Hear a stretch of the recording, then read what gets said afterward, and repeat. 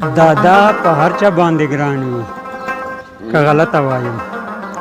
دادا په هر چا باندې ګران وي که غلطه وایم خو په ادې پسې زړه وران وي که غلطه وایم دادا په هر چا باندې ګران وي که غلطه وایم خو په ادې پسې زړه وران وي که غلطه وایم او دولت په هر چا باندې ګران وي که غلطه وایم دولت په هر چا باندې ګران وي که غلطه وایم خو چا خرڅ کړی په ایمان وي که غلطه وایم او څوک چې 15 وخته جماعت له په مانځه پسې ځي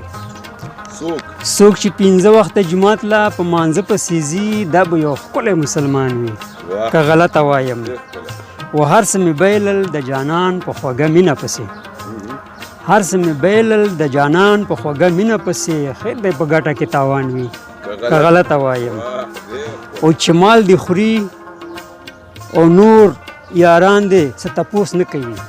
چې مال دی خوري او نور تپوس دی څه یاران نه کوي د په لستوني کې ماران وي که غلطه وایم او خیر دی غمونه یې زما په سر پاړې پاړې کوي خیر دی غمونه یې زما په سر پاړې پاړې کوي خو چې خوشحاله مې جانان وي که غلطه وایم او که لیونی نه وي نو کم یې ترېنه هم مه ګڼه که لیونی نه وي نو کم یې ترېنه هم مه ګڼه د چاش لیدلی چې ګریوان وي که غلطه وایم او مونږ ته یې پته په باړه کې د اوبو نه لګي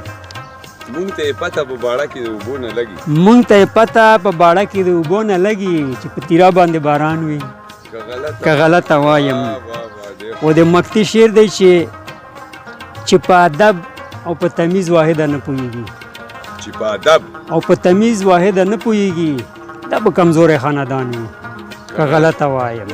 چې په ادب او په تمیز واحده نه پوهېږي دا به کمزوری خاندان وي که غلطه وایم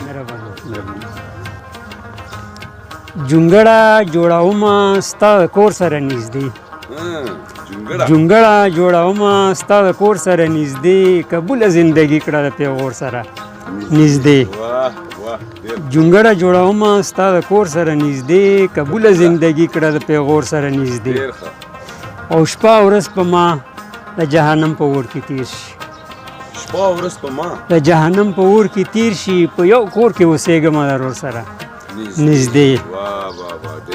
او زه څنګه وسوځېږم دا ستا د مخ په اور زه څنګه وسوځېږم دا ستا د مخ په اور پتنګ خو تل خوشحاله وي د اور سره نږدې او والله چې ترې یارېږم خاموشه یم په دې خاموشه یم په دې دا ستا د خولې خبرې دي د شور سره نږدې او زما د سترګو کسي نه مړېږي ستا په مخ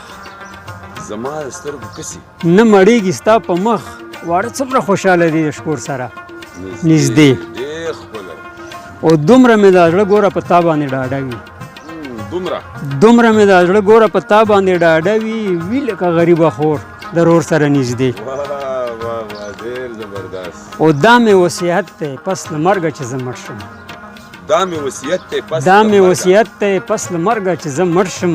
خښ مې کړی ملګرو خو د مور سره نږدې دا مې وصیت دی پس له مرګه چې زه مړ شم خښ مې کړی ملګرو خو د مور سره نږدې او بد مې لګېدل د بې پښتو خلک په سترګو د بې پښتو خلک په سترګو دا ځکه خو اوسېږم د لاور سره نږدې بد مې لګېدل د بې پښتو خلک په سترګو دا ځکه خو اوسېږم د لاور سره نږدې او روح زما خوشحال وي په خاموشه خاموشۍ کې